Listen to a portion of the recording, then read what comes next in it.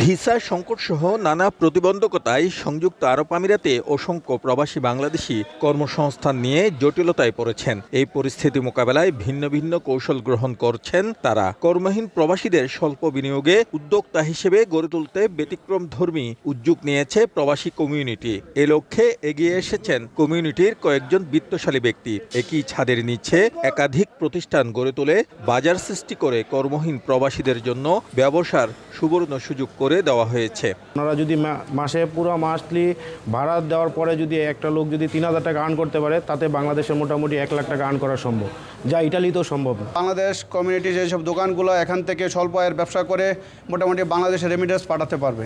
শারজার ৬ নম্বর industrial এলাকায় বসবাস করেন বিপুল সংখ্যক প্রবাসী বাংলাদেশি, যাদের অনেকেই কর্মহীন হয়ে মানবেতর জীবনযাপন করছিলেন। মাত্র ৪,০০০ দিরহাম সেলামি এবং মাসিক ১,২০০ দিরহাম ভাড়ায় এবার তারা উদ্যোক্তা হওয়ার সুযোগ পাচ্ছেন। এই বাজারের ৭৬টি দোকানে শাকসবজি, মাছ, মাংস, ফলমূল, ইলেকট্রনিক সামগ্রী, গ্রোসারি, রেডিমেড গার্মেন্টস ও রেস্টুরেন্ট সহ নানা ধরনের ব্যবসা গড়ে উঠেছে। প্রবাসী বাংলাদেশিরা বাজারটির নাম দিয়েছেন বাংলা বাজার, যেখানে প্রতিদিনেই ভিড় করছেন অসংখ্য ক্রেতা।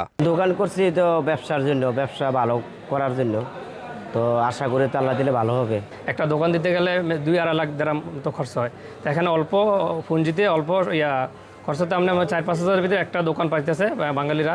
ভিসা সংকট সহ নানা জটিলতার প্রেক্ষাপটে সংযুক্ত আরব আমিরাতের দুবাই, শারজা ও আজমানের বিভিন্ন এলাকায় অনুমোদন নিয়ে এই ধরনের বাজার গড়ে তুলেছেন প্রবাসী বাংলাদেশিরা। ফলে কয়েক হাজার প্রবাসী বাংলাদেশির উদ্যোক্তা হয়ে ওঠার সুযোগ সৃষ্টি হয়েছে। পাশাপাশি তৈরি হয়েছে ব্যাপক কর্মসংস্থান। বিষয়টিকে ইতিবাচক হিসেবে দেখছেন প্রবাসী বাংলাদেশিরা। শিবলি আল সাদিক, সময় সংবাদ, সংযুক্ত আরব আমিরাত।